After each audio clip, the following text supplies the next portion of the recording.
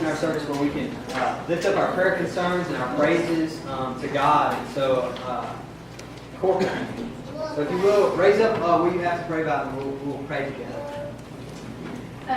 Felicia texted me last night and said that they were taking Joyce to the emergency room in Woodbury. And then later this morning, about 1:30, they had made the decision to transport her to Murfreesboro and admit her. Last week, she spoke that Joyce had been coughing up some blood. Well, that had happened again, and happened throughout the week. And finally, yesterday, they talked her into going to the emergency room. So don't really know anything major yet. I'm sure they'll have to wait on a doctor, but just remember Joyce and the walk-ups. For sure. Also, remember Caitlin's stand. Okay. As my mom mentioned, I did graduate from MTSU yesterday, which was very exciting. But just a little update on what my next steps will be. I'm taking a year off before applying to graduate school, so that means I will be moving back, so I'm very excited. And I do have a job over the summer, that'll be up in August, and I do have 2 job prospects that are in my field of study, so just praying that whatever needs to happen will, and just kind of guide my way this next year. Yeah, for sure. I've got a doctor's appointment tomorrow. So she said they're going to get up, start walking. Yeah, yes. Most people know Billy Lawrence, and the visitation will be tomorrow afternoon from 4 to 9 at Matt River Funeral Home. And his funeral will be Tuesday at 2 p.m. at the funeral home. Okay. Okay. We'll remember the family for sure. Are there others? If not, let's go to the Lord in prayer. God, we come to you today just together as a group to lift up some people that are close to us, God, that maybe going through a confusing situation, God, with their health. So we ask you to be with all the people that are struggling. They're struggling today and throughout the next week as they continue to try and battle whatever illness it is that they've got. God, we ask you to be in that situation and let your will be done there. You are a healer, so heal where healing is needed. God, we also have some praises today, God. So we thank you so much for being good, for helping us along our way, God, as we continue to seek what it is that you have for us. That's what we ask to continue to be with all of us as we walk out of this building and walk on in our life. Walk with us, hold our hand, or push us in the direction we need to go if we need that. God, we thank you so much for who you are and our ability to come to you. And so we just ask you to continue to be in this space as we continue to worship. We thank you for Jesus and what he did for us on the cross and what he taught us when he came. God, and we thank you for this prayer that he taught his disciples to pray. Our Father, who art in heaven, hallowed be thy name. Thy kingdom come, thy will be done, on earth as it is in heaven. Give us this day our daily bread, and forgive us our debts as we forgive our debtors. And lead us not into temptation, but deliver us from evil. For thine is the kingdom, and the power, and the glory forever. Amen. It comes from the book of John, chapter 15, verses 9 through 17.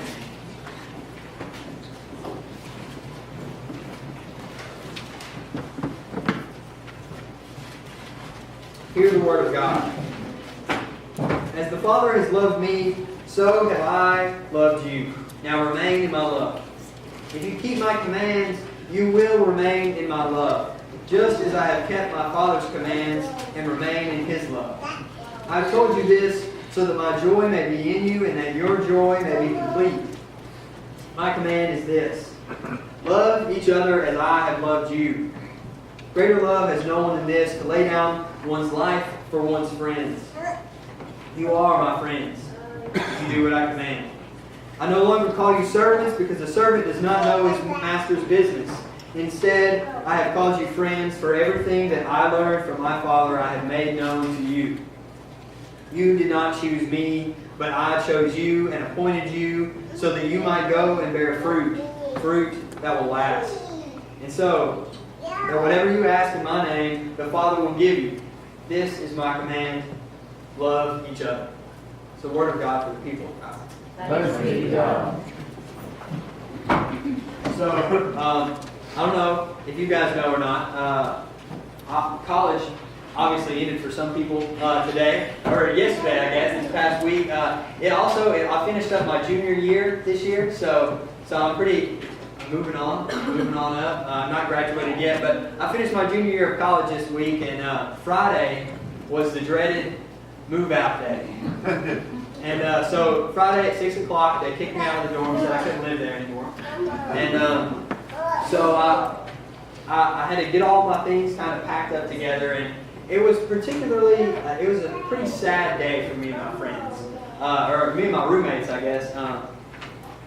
We've lived in the same dorm room for 3 years now. I may have told you guys that before. There's a couple of random dudes that kind of move in and out every year, but for the most part, we've all stuck together. We've lived in the same like suite, everything. Not even just the same like dorm building, same one. We celebrate March 31st every year because we're in Suite 331. So yeah, we have a day for it and everything. So every year we have to go back to the housing department, and we're like, we gotta live at 331. So every year, like that's our only request. We're like fill out this big long thing. We're like 331. We want to live there again. And no one wants to live there because it's on the 3rd floor of Heritage, and Heritage doesn't have hot water most of the time. And so no one wants to live there, but we do. And so anyway, we have decided that we're done with Heritage. We're moving out. We're going to the apartments. We're not. They're like still on campus, but they have like apartment style dorms. We'll have a kitchen and everything, but there's only 4 people that can live in these dorms instead of 8.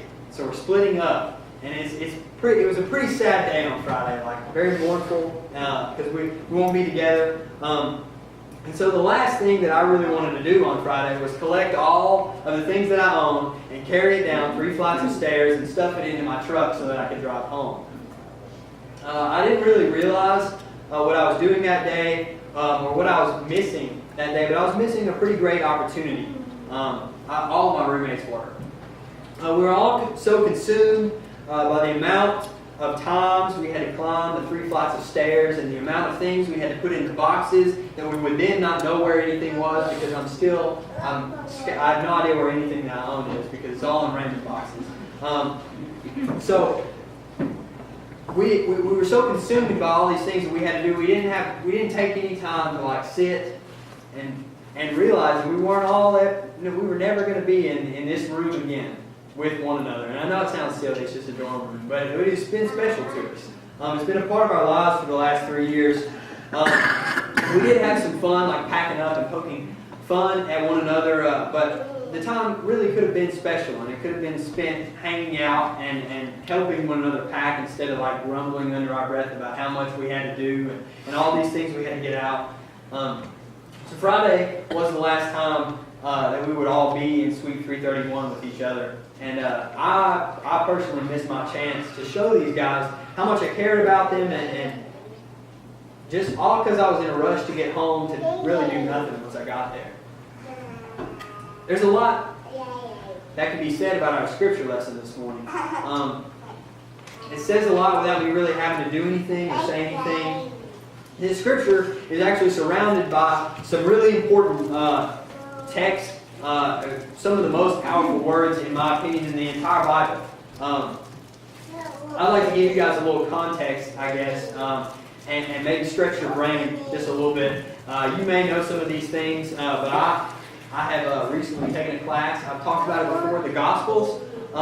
This past semester, and near the end of the semester, we talked about the Gospel of John a little bit, and then we also went on and talked about some other Gospels that aren't in the Bible, and they're known as Gnostic texts. I don't know if you've heard of these before. So that they call them the Gnostic Gospels, and they're not in the Bible, and they're kind of out there a little bit, right? If you read them.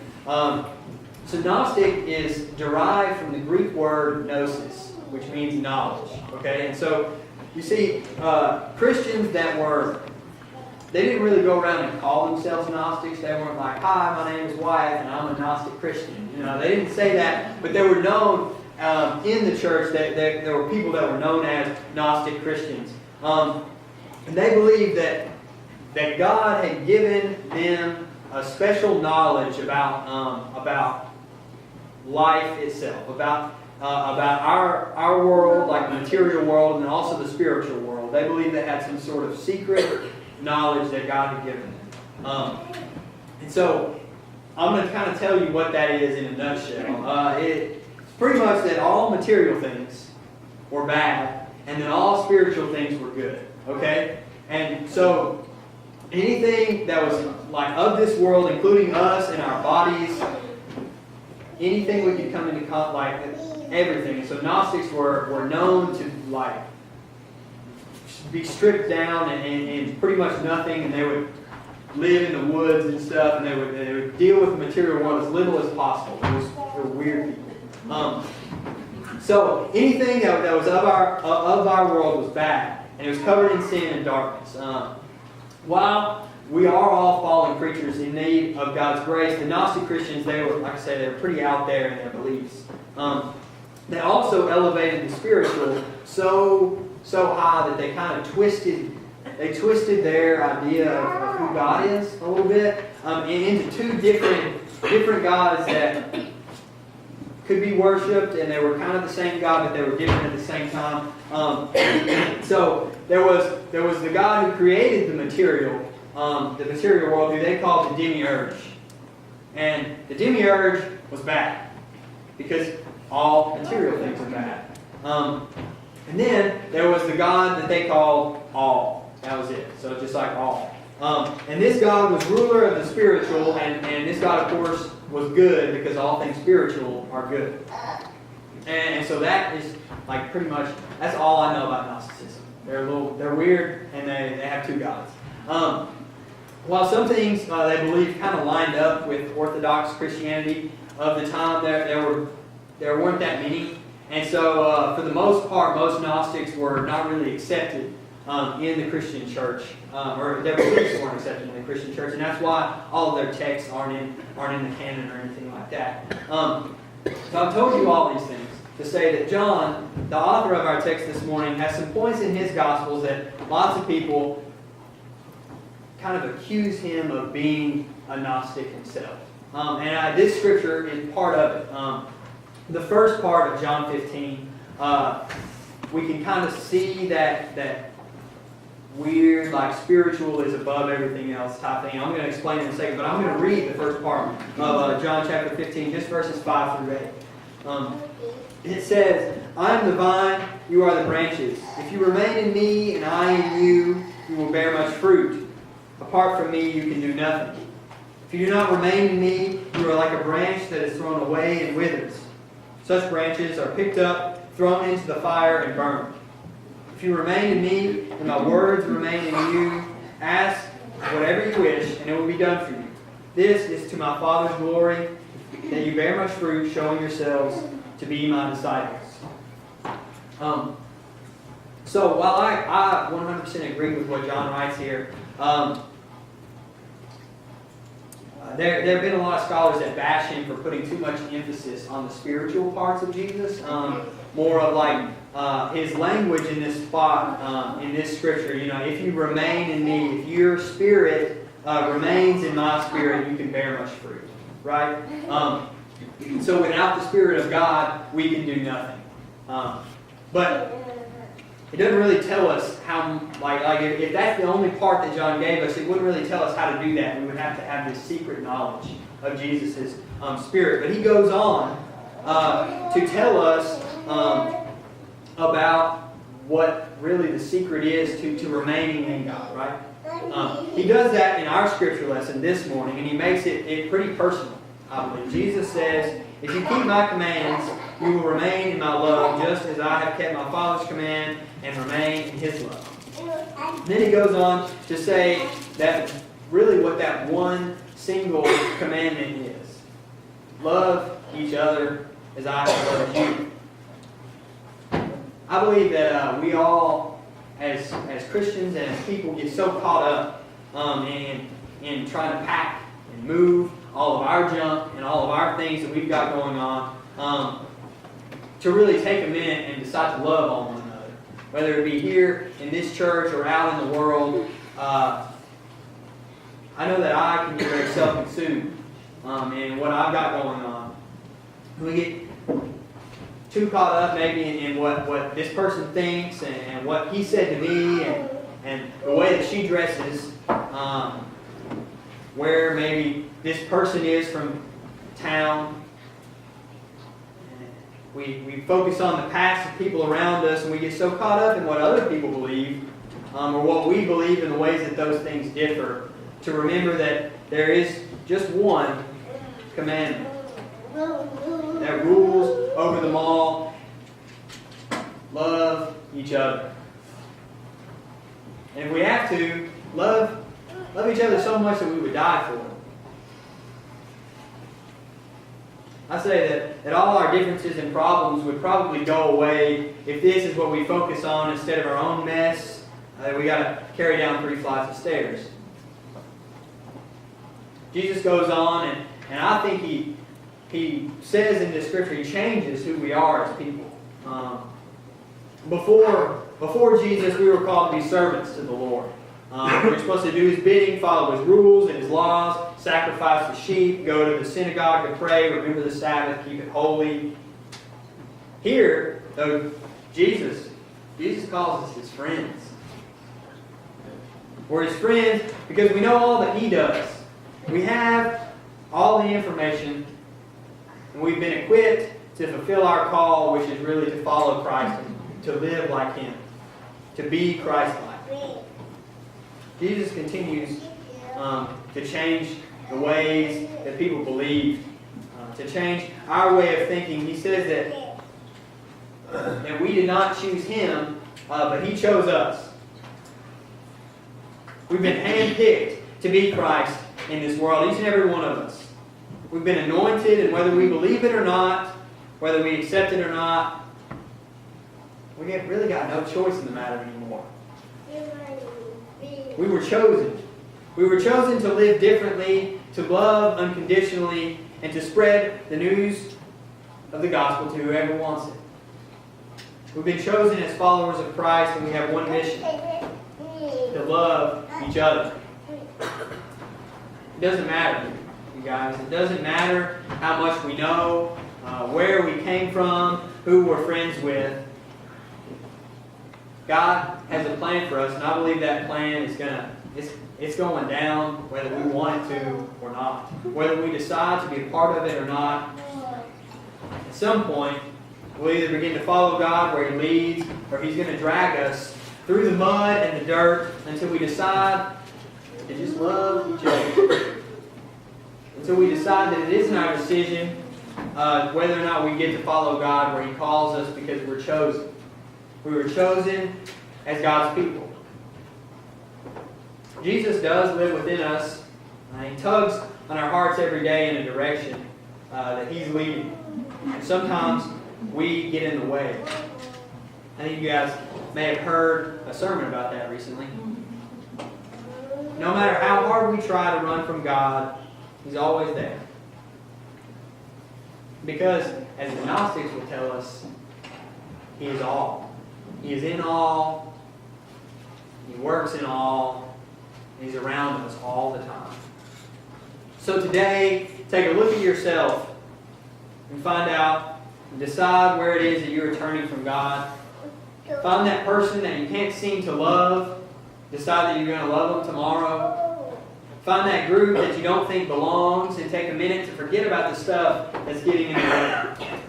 Do not worry about the things that you have to pack up or all the problems that you've got that you're hanging on to. Let them go and remain in the space with your friends. Never be all together in the same suite, living in the same place again. Forget all the things that you have to pack up, all the problems that you're hanging on to. Let them go and remain in the space with your friend Jesus this morning, because He's here. And He is calling us to go and to love each other, no matter the cost. Amen. We're going to preach, or we're not going to preach, we're going to sing 429 this morning. I know we are Christians. Seems like a good one. If you feel like you want to come forward and pray, or just hang out for a little while, down here you can, feel free.